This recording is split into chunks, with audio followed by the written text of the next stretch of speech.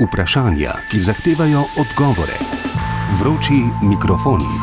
Kot bi morda lahko poročali na radiu Erevan. Res je umazana volilna kampanja že skoraj za nami, ampak smo pa vsaj malo zamenjali zunanje sovražnike. Letos so manj na sporedu teme ilegalnih migracij, novih azilnih kapacitet za prosilce za azil, varovanje meje z ograjami in podobno. Ampak ta tema vse skozi tli pod površjem dnevne politike, pa tudi ob šankih in političnih plakatih. Kakšen je odnos Slovencev do tujcev, do migrantov, do prosilcev za mednarodno zaščito pri nas? Kako se je ta odnos v zadnjih letih morda spremenil in od česa so odvisni naši predsodki? Kaj pravi nereprezentativno javno mnenje na ljubljanskih ulicah? Zdi se mi, da se jih malo bojimo, zato ker ne poznamo dosti stvari, živimo v stereotipih, mogoče premalo hodimo po svetu, premalo poznamo druge kulture, religije in prakse in tako naprej. In tistega, česar se človek boji, potem tudi zavrača na nek način. Ne? Mislim, odvisno, kako se ti tujci obnašajo. Ne? Če se obnašajo tako kot mi, dobrodošli, če pa ne, pa ne. Mislim, kdor sprejme našo kulturo, imamo en odnos, kdor pa ne, pa ne. Verjetno imamo neke stereotipe, to je jasno, ne? Ampak jaz osebno gledam človeka kot človeka. Moja družina je migrirala med vojno v Bosni, tako da se mi zdi, da bi mogla biti ena slovenska vrednota, da smo odprti do sprejemanja tujcev in da jim lahko zagotovimo boljše življenje. V bistvu še obstaja ogromno nekih predsodkov, sam tudi izhajam iz manjšega kraja in vem, da je veliko nestrpnosti se lahko pojavlja sploh proti kakšnim državam, sploh izven Evropske unije. To zelo vpliva potem tudi na splošno mnenje, ki se pojavlja v državi. Mislim, da že nekako to skozi generacije se prenaša ta nek strah pred tujci na splošno in da potem iz tega tudi potem izhaja ta nestrpnost. Pa osvetlimo za uvod javno mnenje še sociološkim ogrodjem. Zakaj so migracije, tujci, tako prikladni za politično manipulacijo? Doktorica Mirjam Milharčič-Hladnik. Politika s to temo zelo na lahek način pridobi privržence, zato ker manipulira s podatki, manipulira z dejstvi, predvsem pa z temi prvobitnimi, prvinskimi čustvi, strahu, nelagodja in vsega, kar je povezano s tujostjo in s tujim že od pradavnine. Migracije so seveda enkrat, ko jih tako predstavljamo, problem tudi za ljudi oziroma migranti in migrantke, ta tujost, to nelagodje, ki ga prinašajo v družbo z nekimi tujimi navadami, izgledi. In tukaj mogoče ni nepomembno poudariti, da gre seveda za en latentni rasizem, ki je del naših družb že zelo dolgo. Torej rasizem, vse to, kar pripisujemo temnopoltim ljudem, takim ljudem, drugačnim ljudem. Torej mi mislimo, da smo to premagali, seveda ampak to ni res. Torej rasizma je ogromno, ljudem je najbolj enostaven občutek, pravzaprav, da je, s temnopoltimi ljudmi nekaj narobe, pa mogoče sploh ne vejo, odkot ta občutek prihaja. In zdaj s temi čustvi se igrati je enostavno. Ljudje smo pač čustvena bitja, veliko bolj kot racionalna, čeprav mislimo obratno, pa ni res. In tukaj potem pride do tega problema, da moramo ljudje sami vedeti veliko več o migracijah, kot vemo, jih veliko bolj razumeti. Težko boste našli v Sloveniji družino, ki nima izseljenske zgodbe. In na tej podlagi bi ljudje lahko veliko bolje razumeli, zakaj pri migracijah gre. Naj gre za prostovoljne, ekonomske ali prisilne, navsezadnje smo imeli 2 svetovni vojni. Ampak bolj, ko sta nam občutje in doživljanje obeh svetovnih vojn oddaljena, manj ta občutja povezujemo s številnimi aktualnimi vojnami okrog nas. Zadnja podoba, ki je močno zaznamovala naš odnos do migrantov in beguncev, je evropska begunska ali migrantska kriza leta 2015. Glavni vzrok za povečane migracije takrat so bile vojne, predvsem v Siriji, Iraku, Afganistanu, pa tudi drugod. In prelom Podobno je bilo pravzaprav leto pred tem. Leta 2014 je bilo zabeleženo največje število prisilnih razselitev brez primere v novejši zgodovini. Že v začetku leta je bilo, po podatkih Agencije Združenih narodov za begunce, prisilno razseljenih dobrih 51 milijonov ljudi, največ v obdobju po drugi svetovni vojni. Konec leta 2014 že skoraj 60 milijonov. Tako imenovana begunska kriza 2015-2016 je zares pustila hude posledice v razumevanju migracij in tudi prisilnih migracij oziroma begunstva. Takrat je politični diskurs bil tako močan, tako zelo se je prikazovalo to grozo ljudi, ki naj bi nas preplavile, ki naj bi nam škodovale. Ves ta diskurs, da poglej, ti reveži sploh niso reveži, imajo iPhone in podobne strahotne obtožbe ljudi, ki so dejansko bežali iz Sirije in drugih predelov, pa to, da golfajo, pa to, da so vmes ekonomski migranti, torej vsa mogoča izničevanja njihovih resničnih problemov, težav in razlogov, zakaj so se podali na to pot. Če ne odprej, je od 2015-16 ostala neka groza, ki jo je takrat med ljudi zasejal gotovo političen diskurs. Ne samo pri nas, ampak tudi pri nas. Potem pa je še druga plat tiste begunske krize, ki jo prepogosto spregledamo. Namreč neizmerna solidarnost ljudi s takratnimi begunci. Številni prostovoljci na mejnih prehodih in v začasnih nastanitvenih centrih, razdeljevanje pomoči, solidarnost, ki se je vtisnila v naš spomin že do beguncev iz Bosne v 90-ih. Šele obe plati skupaj pričata o našem ne tako enoznačnem odnosu do tujcev in migrantov. Leta 2015, v času begunske krize, je v Slovenijo prišel tudi Afganistanec Nurullah Orjakel, ali Nur, kot ga kličejo. Po 2 letih bivanja v ljubljanskem azilnem domu, pa tudi pod milim nebom v takratnem Rogu, je zaživel v Novem mestu. Prvič sem ga srečala leta 2019, ko so ga po zavrnjeni prošnji za azil zaprli v center za tujce v Postojni. Meni se zdi, da sem morala prav nekako prešvercati mikrofon, Ja, ker mi niso dovolili. Ja, si Ne. Ja. skrivaj si prinesla. Ja. Ja. In grozila ti je pravzaprav takrat deportacija, ne? Ja. Deportacija nazaj v Afganistan, in to po 4 letih bivanja v Sloveniji, učenja jezika in potem, ko je v Novem mestu že delal in stkal osebne vezi tudi s sedanjo ženo Dragano. V centru za tujce pred 7 leti je bil Nurullah zdravstveno in tudi psihično na dnu. Jaz upam, da bo vse ok. Jaz upam. Normalno bi rad živim življenje. Upam, da bom pokazal, koliko imam energije. Bom dal vse v življenje tukaj v Sloveniji. Nurullaha in Dragano sem obiskala tudi letos, na njunem domu v Novem mestu. Vzdušje tokratnega skupnega obiska je bilo veliko bolj radostno kot pred leti. Sprejela sta me zelo gostoljubno, po skupni večeri sva z Nurom poklepetala.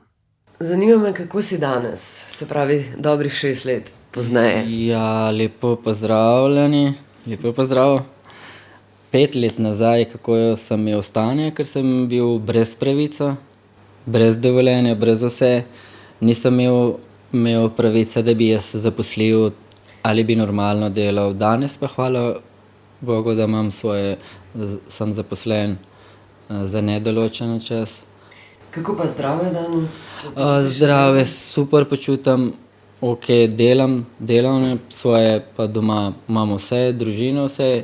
In okrog vse mi je ok. Iz Postojne, ko so me pustili pol takrat, sem bil 6 mesecev pa 20 dni noter in so tako prišli, so rekli, greš ven. In jaz sem samo prosil, če bi jaz danes jedel tukaj, to je resnica zgodba. Pa so rekli, ne, ti nimaš danes tukaj kosilo. Oni so meni dali samo, da greš ven, da moraš preneseti prebivališče. Pa 1 teden imaš sajta, ko sem pol to zrihtal in v tem času sem prišel v Novo mesto. Kaj bi rekel, te sprejmejo ljudje? V Novem mestu pa ja. Tukaj pa sem tako kot doma. Jaz sem tako, kot da sem čist v svoje kraje, nič nim tako feeling počutim, da me ta oseba zakaj gleda meni. Pa če gleda. Jaz trenutno nič ne vzamem to. Kot da sem jaz tukaj navajen. Vse mi je jasno. Da nimaš občutka, da se ljudje ali da so do Sem tujcev. jaz tudi navadil. Če me boš pozdravil, ti bom pozdravil, če vidim, pa če nisi taka oseba 2 dni, ti nočeš, pa če v stiku, nočeš. Ja. Ampak je morda lažje ljudje sprejemajo tujce v Novem mestu kot v Ljubljani. To bi ti tako rekel, zdaj v Novem mestu pa, evo, 2018 sem prišel, evo 26 zdaj, je kar nekaj časa, ne. In kar jaz vse držim, ko mene bo kdo po prsti me poznajo. Kdo je v Novem mestu en imigrant živi, oni bo ti rekli, ja, vemo, kdo je Nur. Pa če majhna mesta vsi vejo, ne. Misliš pa, da bi... Mislim, a se ti zdi, da se Slovenci bojijo tujcev, migrantov ali ne? Ja, to pa ja. Malo so, ne dovolijo, da ti dajo podporo ali so malo zaprti. Da jih je najprej strah. Se mi zdi, ja, malo strah proti tujci. Ampak to je tako, ne, dokler človek živ, ne vidiš, ne poveš svoje kulture, ne sediš z njom pogovarjati, seveda, da bo on ne bo ti dovolil, ne bo ti dal podpora. Ko ve, pol pa če ti pogreša. Torej, jaz tukaj me poznajo isti Slovenci si. Ko bom šel kam drugem Mariboru, ko me bo pogledal pa fasi, tujci, bo šli malo stran, ne? Ampak tukaj me pa če veš, če mi je zdaleč, veš, Nur, kje si stari? Nisem ti videl 100 let, ne? Ampak kaj bom zdaj jaz to rekel? Ne bom tisto oseba gledal, ko mi je pač iz druge kraje ali pa ne mare ali kako bi rekel, ne? Mene zanima, da doma, okrog, da me imajo radi in imam radi in to je to. In to je to. Zaposlen je v pekarni v Novem mestu, kot pravi, mu najbolj ustreza po službi iti domov in živeti mirno družinsko življenje. Letos je vložil tudi prošnjo za državljanstvo, opravil izpit slovenščine. Čeprav sta mi z Draganom pokazala tudi anonimna pisma, v katerih podpisani kakor zaskrbljeni Novomeščani pišejo, da je Norulah prevarant, da njun zakon ni resničen in podobno, pravi, da brez pomoči ljudi ne bi nikoli bil, kjer je danes. Kdo so mi držali? Državljani, Novomeščani. Zdaj bo sami krivi Novomeščani, ne? In ja, niso mi pustili, da jaz ostanem lačen. Niso mi pustili, da jaz brezoblečen ali brez družbe ali brez, ne vem. In do danes, evo. Kakšne stanje sem živel, ko država mi pa če ni dovolila za nič, ne. Da umriš, pa če umriš. Ali greš na kriminalu, ali ne greš na take, narediš neki napake, da oni vidijo, ti nisi tako oseba, ne. Jaz sem pa rekel, če bom umrl, če ne, narod ljudi mi vidijo, kaj delam, kaj počnem, tujec sem, imigrant sem, evo. Bom tukaj umrl, boste vi videli, ampak so duše, niso dovolili, da jaz pridem do tega. In danes v isti kraji, v isti mesto, zaposlen sem, delam, svoje izkušnje, evo, kaj sem, tujec sem. In tako bi vsak drug tujec prišel, pa bi delal, a ni to lepo? Da bi prinesel svoje izkušnje, da bi ponudil uporabo v Sloveniji. Zakaj pa ne? To je dobro ali to je slabo? Seveda, da to je dobro. Smo ljudje vsi. Primer je problematičen ne zato, ker bi izstopal, ampak ker prikazuje tipičen absurd slovenske politike, je leta 2019 o Nurovem primeru povedal Miha Blažič iz ambasade Rok. Je danes ta politika kaj drugačna? Ja, lagal bi, če bi rekel, da se ni nič spremenilo. Rekel bi pa predvsem, da so se spremenile potrebe na trgu dela, spremenile so se gospodarske potrebe, huda kriza pomanjkanja delavcev. In zaradi tega smo videli v bistvu neko pripravljenost oblasti, ne bolj odpreti vrata, ampak mogoče zamižati na eno oko, pač pri tem, da pač dopuščajo, da ljudje vstopajo, ko bi rekel, na bolj reguliran način, da zaprosijo za azil. Definitivno je manj pač ilegalnih pushbackov, kakršne smo imeli pač v tistih letih, ne. in da se ljudje lahko pač registrirajo in tudi v bistvu stopijo na trg dela, skratka se nekako začnejo lažje vključevati v družbo in prek tega dobijo neke pravice. Se pravi, tukaj moramo reči, da od Nurovih časov, recimo desetletja nazaj pa do danes, so se določene stvari razrahljale. To govoriš o tem, da po 3 mesecih tukaj lahko pač delajo, ne? Tako, ja, končno se je odpravil ta absurd, ko so v bistvu prosilci za azil leta in leta bili v teh postopkih brez možnosti dela, brez možnosti lastnega preživljanja, ne, in ko smo v bistvu dosegli to spremembo, se je na hitro začelo vse drugo spreminjati, zato ker kar naenkrat so ljudje bili opolnomočeni, samostojni, se lažje vključevali v družbo, spoznavali ljudi, se učili jezika in tako vse to je začelo teči, medtem ko prej so živeli getoizirani, odrezani, ne, pač brez možnosti, da se kamorkoli vključijo. Tako da to je bil en velik premik naprej. In na tej podlagi smo si tudi potem lahko izborili pravico, da v bistvu prosilci za azil tudi lahko zaprosijo za dovoljenje za bivanje na podlagi dela. Ne, se pravi, tisti, ki so zaposleni, pač lahko preidejo na status delavca in lahko tudi v bistvu na ta način se regularizirajo svoje bivanje v Sloveniji. Tako da to so eni koraki, ko bi rekel, da je država pač pravilno videla, ni pa to ustavilo deportacij. Po spremembah zakona o zaposlovanju, samozaposlovanju in delu tujcev iz leta 2023 prosilci za azil lahko dobijo delovno dovoljenje po 3 mesecih od prihoda v državo. Kot rečeno pa, ker azilni postopki trajajo po več mesecev, včasih let, jim lahko tudi ob redni zaposlitvi grozi odločba o deportaciji. Čeprav zakon o tujcih sploh ne govori o deportaciji, beseda izhaja iz ameriškega območja, pač pa o odstranitvi iz države. Lani je bilo po podatkih Ministrstva za notranje zadeve iz centra za tujce v matično državo na podlagi sodbe ali odločbe odstranjenih 109 ljudi.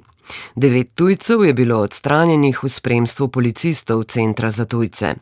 Najpogosteje so bili tujci vrnjeni v Srbijo, Turčijo in Bosno. Najprej, ko je prišel, in to se praktično vsem zgodi, je pristal v tako imenovanem dublinskem postopku. To pomeni, da te Slovenija vrača v prvo državo Evropske unije, kjer si imel prstne odtise. Se pravi, in ker ne moreš v Slovenijo drugače priti kot čez neko drugo državo, pomeni, da v bistvu Slovenija noče obravnavati sploh prošnje za azil nikomor. In tukaj so v bistvu hudi boji, zato ker najprej se ti pol leta, leto, 2 leti, ko poskušaš sploh v Sloveniji se ustaliti, si ves čas v deportacijskem postopku. To je nekaj, kar čaka vse prosilce za azil, ki pridejo k nam. Če uspejo pač v bistvu to nekako premagati ali po sodni poti ali drugače, potem se šele začne obravnava njihove prošnje za azil.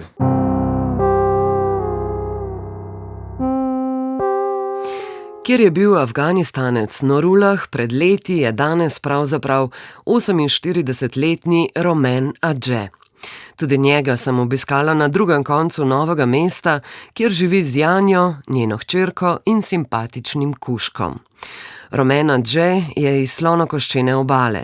Država je na spletni strani zunanjega ministrstva označena z rumeno, kar pomeni povišano stopnjo previdnosti pri potovanjih, z varnostnimi zadržki za potovanja v posamezne dele te države. Slonokoščena obala je bila do leta 1960 francoska kolonija. Še danes je eden od uradnih jezikov tam francoščina. Romain Adže je zapustil Slonokoščeno obalo ob izbruhu druge državljanske vojne leta 2011, ob stopnjevanju napetosti med privrženci dotedanjega predsednika Laurenta Gbagboja in podporniki novoizvoljenega predsednika Alassana Ouattarija, ki ga je podpirala Francija in mednarodna skupnost.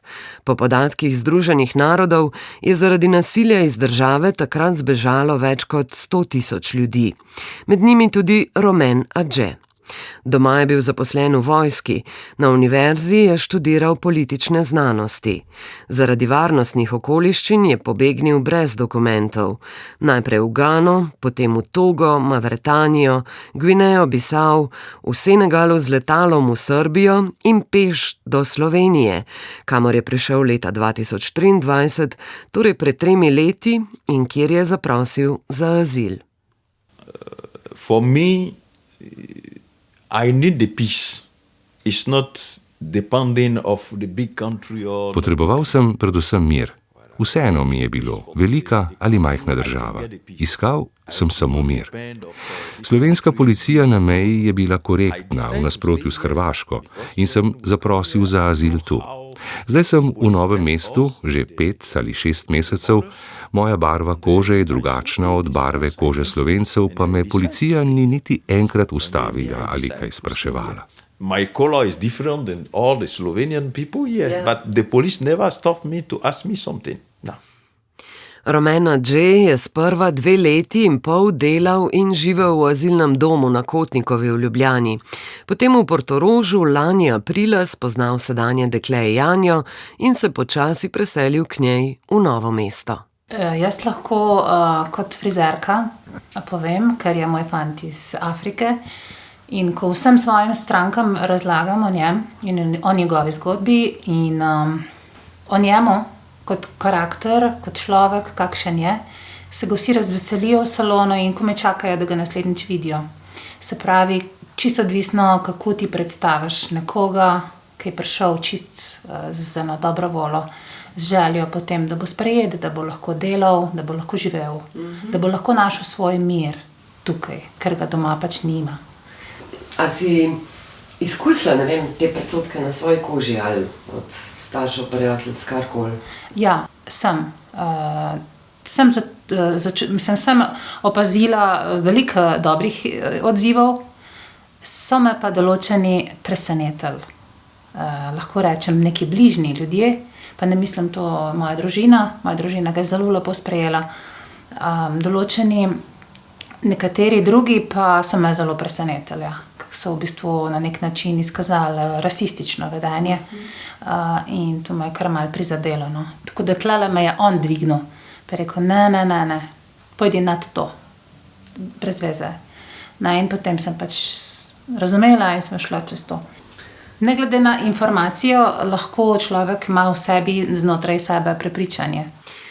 Romen, ki se je za moj obisk oblekel v tradicionalno slonokoščeno oblačilo, pravi, da niti ob najtežjih preizkušnjah ni pomislil, da bi delal na črnem trgu ali kaj podobnega. Če spoštuješ sebe, te bodo tudi drugi, je prepričan. Ne krivi pa prebivalcev Slovenije, če so nestrpni do migrantov, prosilcev za azil, saj nimajo dovolj informacij, da bi poznali razmere v državah, od koder prihajajo. Tudi s pogledi po Novem mestu se zaradi svoje temne polti ne ukvarja preveč. But it can be strange because we have this in Africa. When we see white people in some place who they are not in the town that Lahko je čudno, ampak v Afriki je podobno. Če vidijo tam belce, še posebno zunaj večjih mest, jih bodo sploh otroci tudi gledali tako kot mene tu. To je normalno, ampak ljudi ni strah moje barve, strah jih je informacij, ki jih imajo o migrantih, iz medijev, od politikov. Mislim, da bi morali migranti imeti več priložnosti, tudi recimo na televiziji, da razložimo, zakaj smo sploh prišli, kakšna je naša zgodba. To bi bilo pomembno. Ni vsak migrant kriminalec ali slab človek. Slabi ljudje so tako ali tako povsod, v Sloveniji in v Afriki. Da je nekdo prišel sem ilegalno, še ne pomeni, da je slab človek ali kriminalec. We hear a lot about the migration in Europe, but the Slovenian people, they don't know what exactly the problem, why these people, they run away and they came here. Veliko slišimo o migracijah v Evropo, redko pa, kaj točno je problem, zakaj so ti ljudje prišli sem. Kar vam želim povedati je, nihče noče zapustiti svojega doma, staršev, prijateljev, nihče. Ampak ljudje to naredijo, tvegajo nevarne poti, redko pa slišimo o vzrokih za to. In vzroki so pravzaprav tu, v Evropi. Naprimer, mojo državo, slonokoščeno obalo, Morda bi me moralo biti strah, ker še nimam urejenih papirjev tukaj, pa vendar. Slonokoščeno obalo je uničila Francija z vsiljevanjem diktatorja in zaradi črpanja naravnih bogastev. Velika Britanija, Nemčija, Belgija, vse te sile so uničile Afriko. In potem smo mi, ki smo prišli sem, kriminalci, ne pa vlade teh držav. Mi nismo kriminalci. Delam, zaslužim svoj denar. Vendar nič ne zamerim Slovencem, ker sploh nimajo priložnosti slišati migrantov o teh razlogih, zakaj so tu. Težko je biti stran od družine, prijateljev. Včasih ne spim vso noč. Jih bom še kdaj videl ali nikoli več. Kdo bi zase prostovoljno izbral to situacijo? Nihče.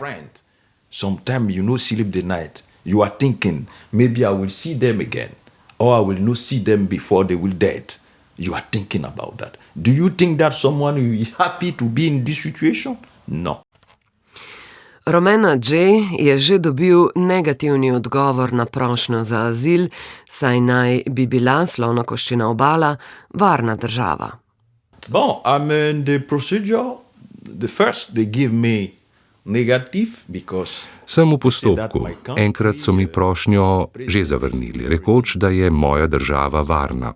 Ampak ne poznajo resničnosti. Podatke pobirajo z interneta. Jaz pa vem, koliko vlada Slonokoščene obale vlaga v propagando. Oktobra imamo volitve, veliko ljudi je po zaporih. Ampak Zahod podpira sedanjega predsednika. Kot političnemu nasprotniku mi gotovo ne bi bilo varno tam.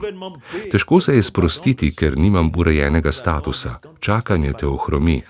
En dan greš lahko v službo, pa izveš, da boš deportiran. To je težko in stresno.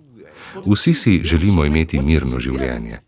Če bi lahko imel mir v svoji državi, je gotovo ne bi zapustil. When you have the peace in your country, where you will go? Romena J. se na policiji v Ljubljani javlja vsake 3 tedne.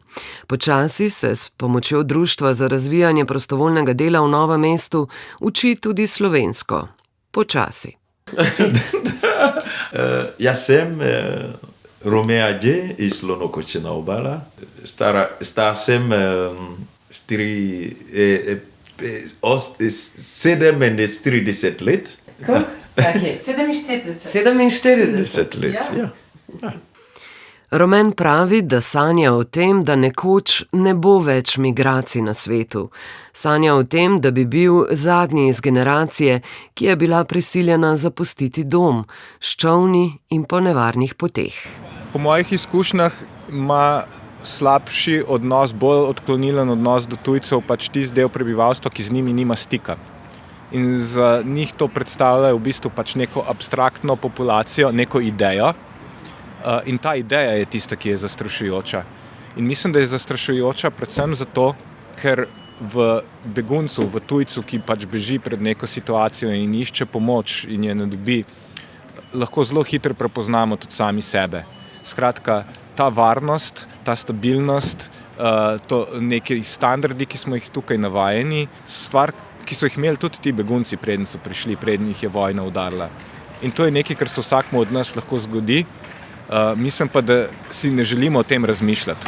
Mislim, da smo pripravljeni narediti vse, kar je treba za to, da ne bomo videli teh ljudi, da se ne bomo rabili soočati s to realnostjo in da je zaradi tega pogled na begunca v bistvu na nek način travmatičen za Slovenca, zato ker vemo, da mogoče pa taka prihodnost ni daleč tudi za nas, pa če ne za nas, za naše otroke. Za tiste, ki pa v bistvu, ko bi rekel, delamo skupaj s tujci, živimo v istih krajih, se srečujemo na najrazličnejših dogodkih in tako naprej, da je pa odnos bistveno drugačen, ker niso več neka abstraktna ideja, ampak so pač navadni ljudje kot vsi drugi, s katerimi pač vsi delimo naše okolje, živimo naša življenja in si ne postavljamo takih vprašanj mogoče glede tega.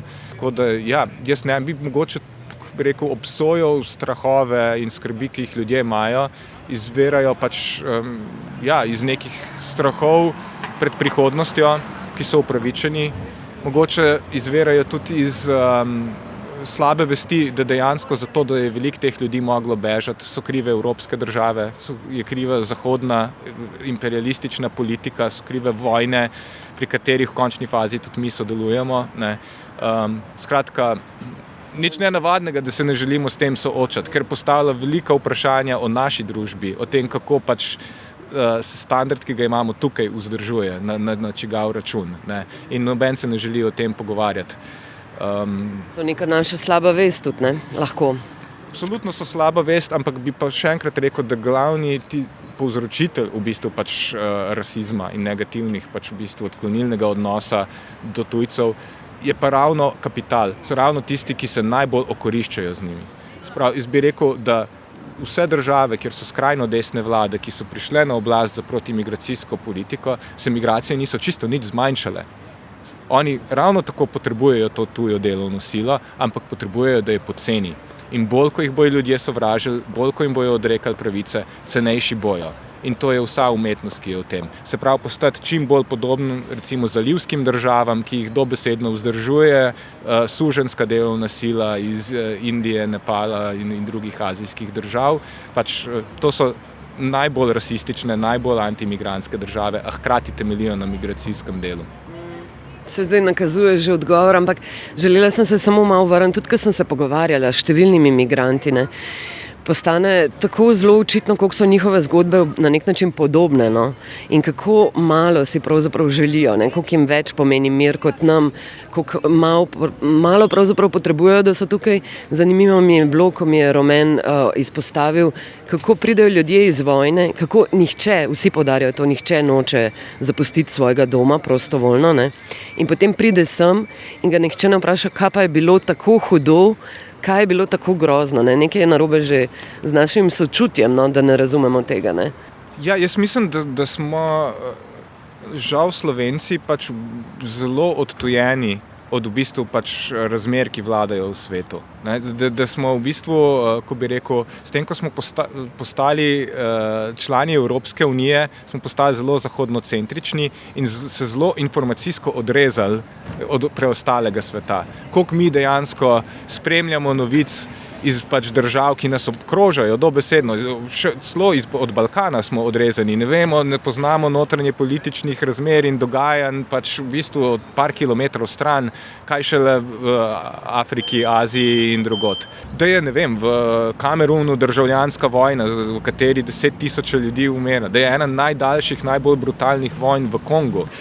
Skratka, o tem, kako milijarda ljudi okoli nas živi, praktično ne vemo nič, ne? In se ukvarjamo z zelo ozkimi pač kulturnimi vprašanji znotraj ene male Evrope, ki je pravzaprav na svetovnem prizorišču vse bolj irelevantna, ne? In bi bilo zelo pomembno, mogoče, da smo bolj izobraženi, da več dobivamo informacij, da več vemo o ko bi rekel, dogajanju, politiki, gospodarstvu, kulturah pač držav okoli nas, pa ne samo v negativnem smislu, kje so vojne, kje so genocidi in tako naprej, ampak tudi, da marsikatera teh držav nas je pa dohitela ali pa prehitela, da tudi tam se dogaja razvoj, da tudi tam se dogajajo pač eni premiki, ki se jih niti najmanj ne zavedamo, ne? Tako da se mi zdi, da je škoda, da živimo v bistvu, mi, ko smo bili nekako v središču enega gibanja neuvrščenih, danes živimo v eni informacijski in politični izolaciji.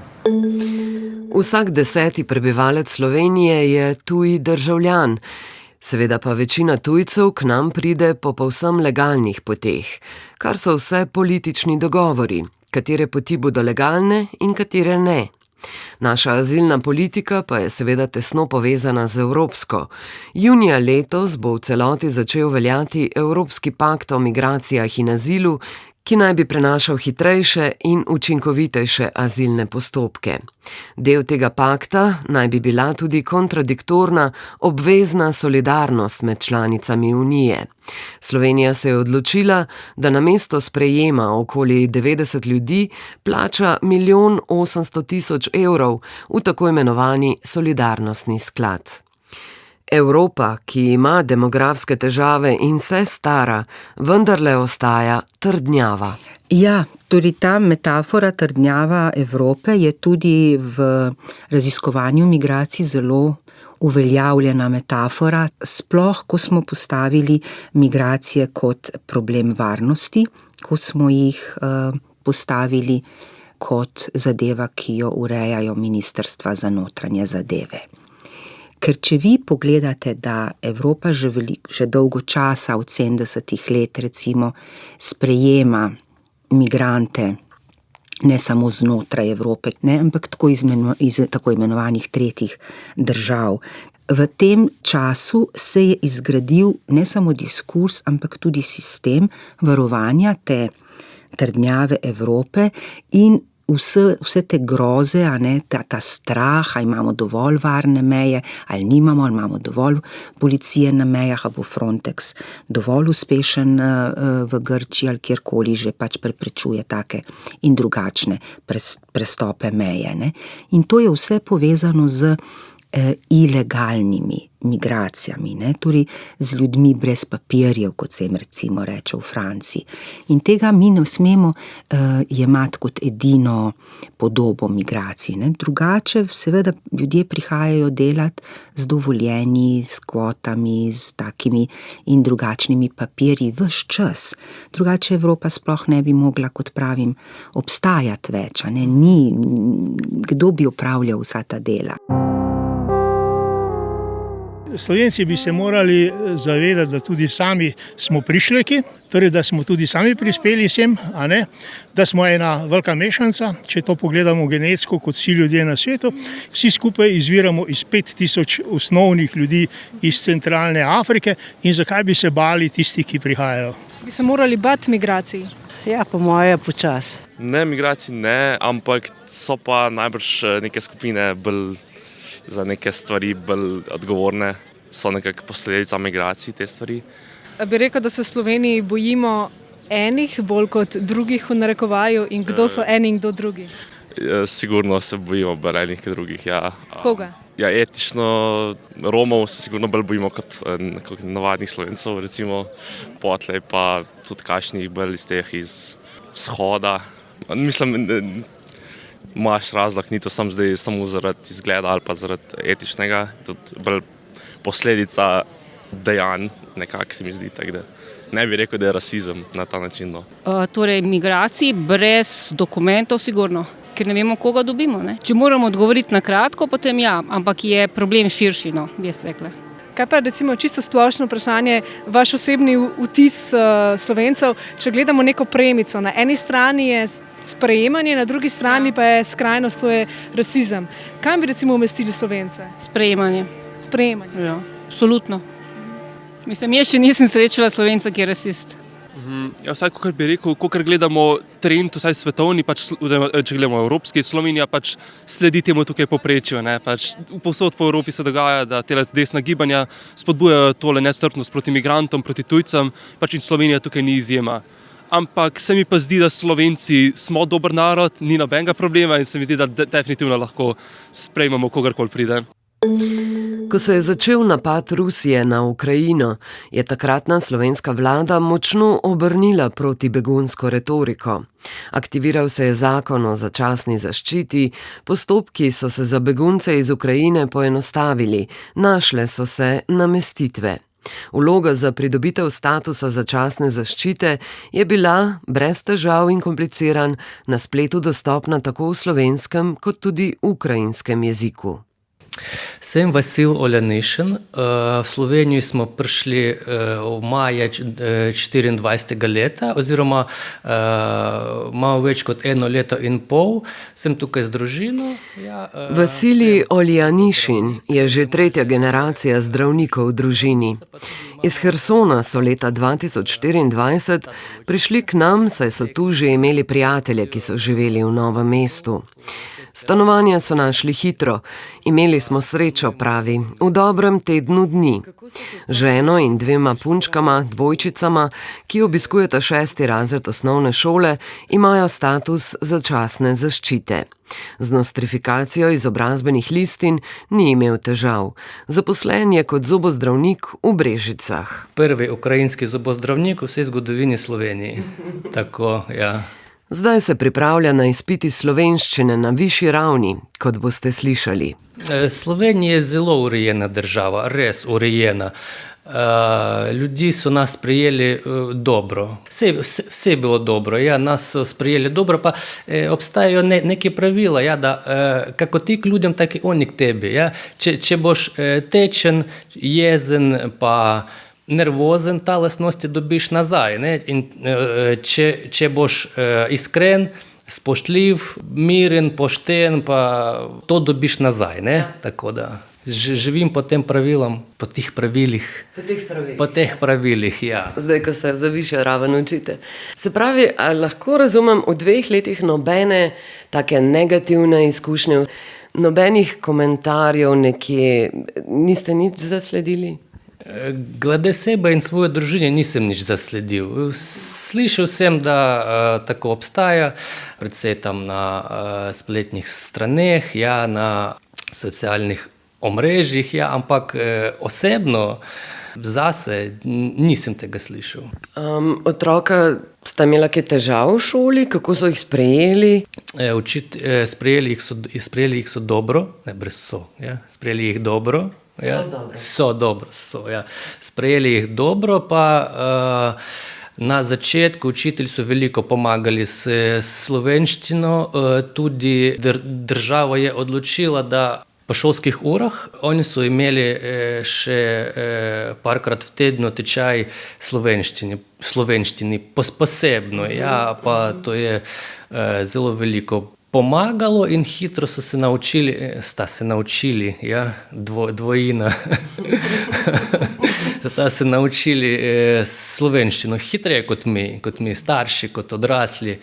Pol leta in že govorili. Otroci to znajo, ja. Ja, slovenščina jim gre dobro, ja, dvojina gre dobro. Pa imate že prijatelje tukaj? Ja, imamo prijateljev, Slovencev, pa Bosancev, pa Makedoncev. Jaz hodim na športno igrišče, telovadim. Ja, pa sem se spoznal veliko Bosancev, Slovencev, Makedoncev, pa hodimo skupaj tam na kavu, na neko sladico. Čebeli pik se imenuje, ja, ne sladica. Pa tak se trudim čim hitreje se socializirati, adaptirati se v Sloveniji, ja, pa tak, ja. Omenili ste te tujce, ne, Bosance, Makedonce, pravzaprav so različni tujci tukaj. Pa me zanima, kako pa vi gledate na tujce, ne glede na to, da ste vi sami priseljeni, ne?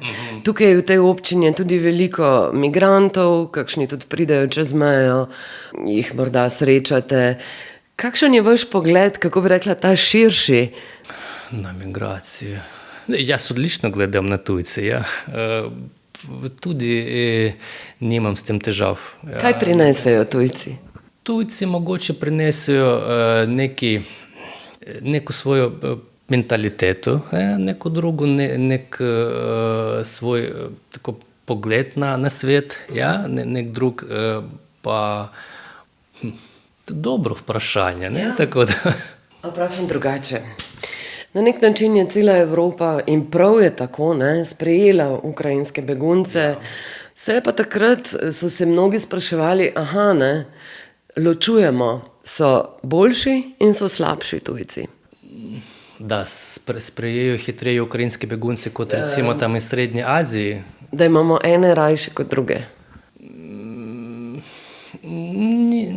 Ni se mi zdelo. Ja, nisem tega opazil. Ja, vsi so ljudi, vsi smo ljudi. Ja, prva stvar pa ne moremo tako ločiti. Ja, eni so dobri, drugi so slabši ali obratno. Ne, vsi smo ljudi, ljudi sveta. Ne moremo tako ločiti, ne smemo tako delati. Ja. Te so boljši migranti, pa te so slabši migranti, ker jaz sem tudi migrant. To ni prav, da bi ločevali. Vsi smo ljudje in skupno zemljo imamo, razmišlja tudi 23-letni Šarif, ki je v Slovenijo prišel po povsem drugačni poti. Kot begunec iz Afganistana je na grškem otoku spoznal Davida Zorka in Jureta Poglajna, povezali so se in po dolgotrajnih postopkih je 21. marca prišel v Slovenijo. Leta 2022, 21. marca 2022. Zapomnil si ta datum? Ja, prvi dan spomlad, poseben datum. Da sem prišel v Slovenijo, da sem res želel, da pridem v Slovenijo in 4 leta sem čakal. In včasih sem se naučil tudi kako besedo, ko sem prišel, ko smo prečkali mejo, z Avstrije smo prišli v Slovenijo in smo šli na Pompoja. Takrat, ko sem slišal, vsi govorijo slovensko, meni je bilo tako fantastično, ne vso, kaj vsi govorijo slovensko. Ne. Jaz sem res želel, da razumem, ne, kaj vsi govorijo, ampak takrat nisem znal. Pri 9 letih si že v bistvu zapustil Afganistan.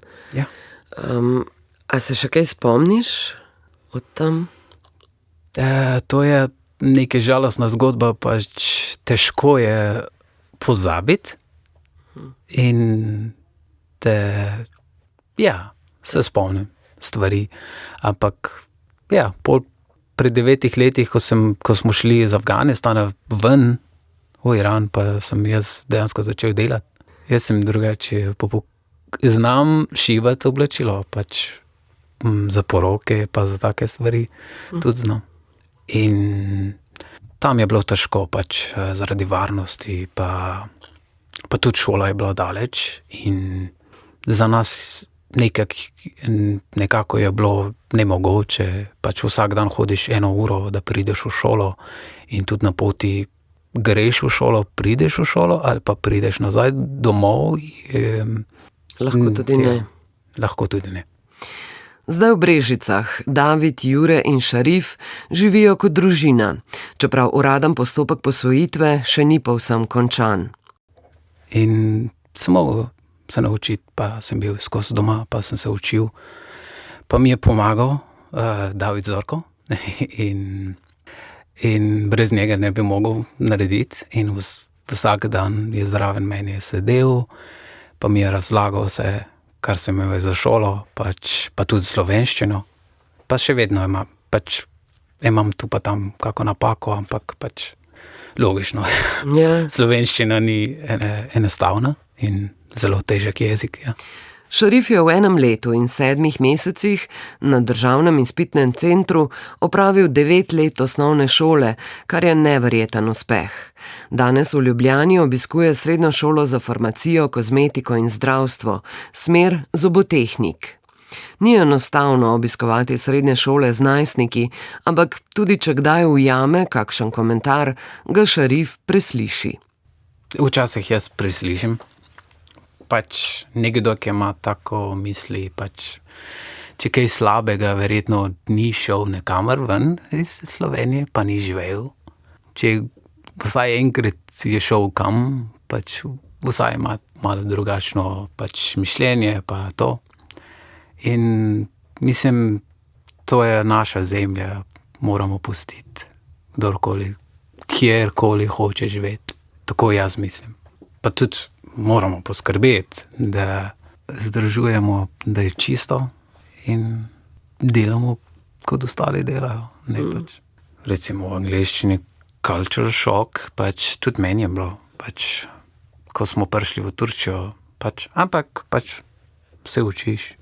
Če si pameten ali če hočeš živeti še dolgo na nekem varnem mestu, moraš se prilagoditi in dejansko upoštevaš, spoštuješ vero, kulturo, kako se in kakšni so ljudi, obnašaš isto kot njimi. Ja. Kaj ti je všeč v Sloveniji? V Sloveniji, mislim, tukaj Slovenija je zelena, lepa, mirna država. V Sloveniji imamo morje, gore, zimske športe, poletne športe. Zakaj nimaš? Imaš vse. Imaš hribovje, imaš kako se reče, nižine ali pa nižavje. Ja. Okay. Hribe in doline. Hribe in doline. Lepe reke. In dejansko Slovenija je zelo lepa. Jaz sem meni všeč, tukaj živeti. In sploh, ko greš v naravo, jaz včasih hodim na hrib, na sprehod, pa ful uživam tudi v naravi. Pa se kopam velikokrat, tudi po zimi v Krki in rad se kopam v mrzli vodi. Ja. Jaz uživam v naravi in Slovenija je pač povsod je narava. In se tudi vidiš tukaj, da boš tu ostal? Ali bi kdaj šel živeti kam v tujino? Nisem še planiral to. Zdaj, ko pač jaz sem bil rojen v Afganistanu. Isto imam rad Afganistana, pa tudi Slovenije. In niti zdaj, mislim, čisto malo ni tako malo ali več. Ja. Mislim, tukaj imam, kako se reče, sem na varnem. Ni moj materna država, Ja. moj materna. Ampak pač je, kje lahko živiš varno, mislim. Tam je dom. Tam je dom. In bi bilo pa res lepo, ne, če bi lahko se tudi v Afganistanu toliko razmere uredile, da bi lahko, Ja. mislim, da bi tudi tam, da bi lahko šel pogledat vsaj. Jaz sem včasih se razmišljal, če bi bilo varno, verjetno ne bi prišli sploh ven. Zakaj greš ven iz svoje države, pač, če je varno. Sploh za nas, ki smo Hazari, pač ni varno živeti tam, sploh ko so zdaj Talibani tam in za nas ni varno. In rečejo, pravijo, da je varno, pridete nazaj, pa to pač, greš tam, pa je malo drugačna zgodba. Ja. Kaj pa se ti zdi, da prinesejo tujci, kaj doprinesejo državi? To je pač mešano, kako se reče, mix culture. Ja, mešanje kultur. Mešanje kultur, pač različne izkušnje dobiš in veš, kaj se dogaja okoli sveta in kako nekdo drug nekje na svetu pač živi in kaj oni dejansko počnejo in kaj jejo in kakšno hrano imajo. Ja, kaj pa praviš na slovensko kuhinjo? Dobro, ja.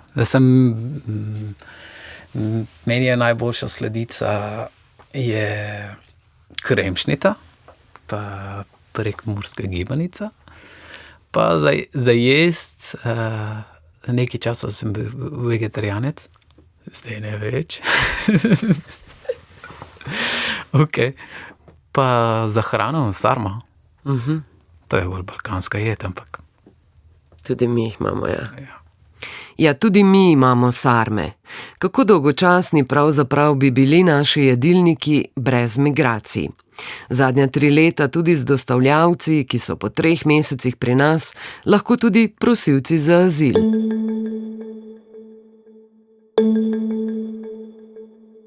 Predstavljajte si svet, v katerem bi bile migracije stvar tega, kar sicer so, torej Ministrstva za delo, družino in socialne zadeve. To so migracije. Samo majhen del, zelo majhen del, torej je seveda ta spektakularen in nesrečen del ilegalnih migracij, kjer seveda ljudje umirajo. Umirajo na našem ozemlju, umirajo v Sredozemskem morju. In zakaj zdaj Evropa tega ne uredi? Zakaj se to mora dogajati? To je to veliko vprašanje. In ni mogoče to odpraviti z enim preprostim stavkom, ne vem, ker so v Bruslju neki rasistični butli. To je kompleksno vprašanje in lahko vidite, potem, ko greste po državah od Italije, Madžarske in podobnih, da gre tukaj za potem politična vprašanja, za politično spet merjenje moči, kjer ponovno migracije in ta varnostni vidik postane spet ta glavni adut za to, ali bomo zdaj pridobili volivce, neka skrajna desnica v Nemčiji, naprimer. Tukaj potem vidite, kako gre tukaj pač za neke politične boje, ki spet niso smiselni, ampak koliko pa teh političnih bojev in bojev za volivce in volivke pa je smiselnih, če tako pogledate. Ob tem, ko ste govorili, sem že slišala poslušalca, ne? Ampak sej ne moremo vseh sprejeti, se pravi, zato potrebujemo te dublinske uredbe, hude postopke na mejah, zavlačevanje. Ne moremo vseh sprejeti. Kdo je to kdaj izračunal, kdo je to kdaj pogledal, kdo gre čez balkansko pot, kdo je pogledal, kaj ti ljudje znajo, česa bi se tukaj oprijeli, kater del bi lahko upravljali. Kdo pravi, da moramo mi med prosilci za azil, ki jih je malo, sprejeti 2%? Kdo je izračunal, da naša družba ne more sprejeti 12% prosilcev za azil? Mogoče 22, mogoče 32.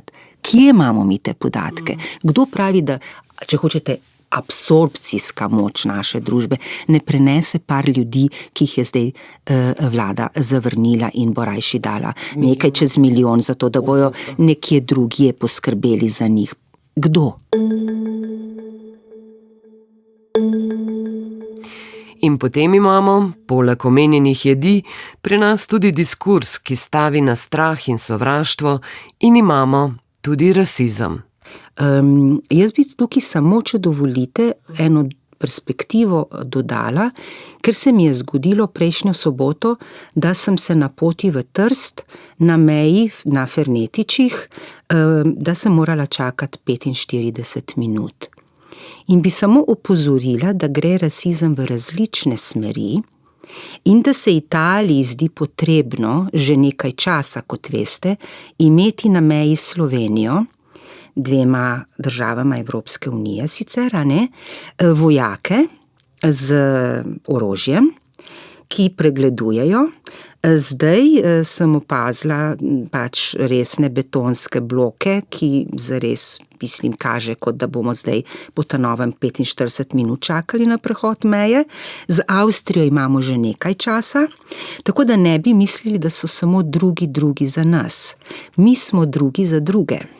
No, ampak sej to je, ne, ta svet sporoča, zato se mi zdi pomembno to, kako reagira Evropa širše na vojno v Ukrajini ali pa na dogajanje v Palestini ali pa zdaj ob napadu na Iran. Kakšni so te odzivi?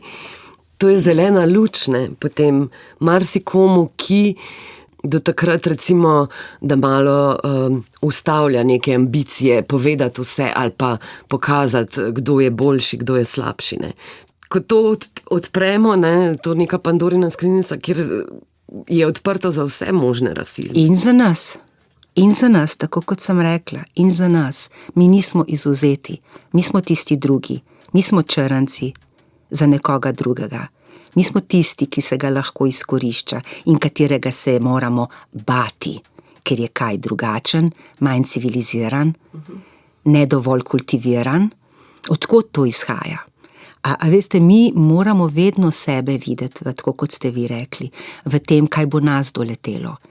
Ne, kaj pomeni sovražni govor danes za vas, jutri zame, do mene, do vas. In zato pravim jaz, da ni alternative. Jaz ne pravim, da migracija in migranti, migrantke ne prinašajo tudi problemov sabo v družbo. Jaz samo poudarjam, da so v prvi vrsti rešitev. Da so v prvi vrsti rešitev, zato ker v naši družbi in tudi v evropski družbi danes ne moremo brez migracij, migrantov in migrantk preživeti. Niti živeti, niti preživeti. To je dejstvo. To dejstvo moramo sprejeti. To je dejstvo, ki izhaja iz demografskih in ekonomskih in potem tudi seveda političnih razlogov. In to vsaka politika mora na prvem mestu, če ima kakršenkoli odgovoren odnos do svojih državljanov, državljank, volivcev, volivk, povedati. Potem seveda se pojavijo problemi. Probleme je treba reševati. Bolj ali manj spretno, ampak jih je treba reševati, kajti nobena družba ne obstaja brez problemov, notranjih, tisti, ki jih drugi prinašajo, ki jih sami prinašamo. Ampak, če mi alternativno temu postavimo sovražni govor, rasizem, zaničevanje, diskriminacijo, kot ste vi rekli, odpremo Pandorino skrinjico. To ni alternativa. Kam to vodi, se moramo vprašati. Kam vodi ena pot, dolgoročno v rešitev problema, reševanje, kam vodi druga pot, torej, a imamo alternativo? Nimamo je. Tako kot nimamo alternative pri migracijah. Mi, ljudi, ki prihajajo, zato da bi opravljali določena dela, pa naj bo to kirurg na UKC-ju, ali tisti, ki vam zgradi hišo ali pomete ceste, nimamo alternative. Oziroma si to, kam vodita sovražni govor in rasizem, lahko preberemo v učbenikih zgodovine ali pa v dnevnih novicah o številnih, preštevilnih, aktualnih vojnah in spopadih.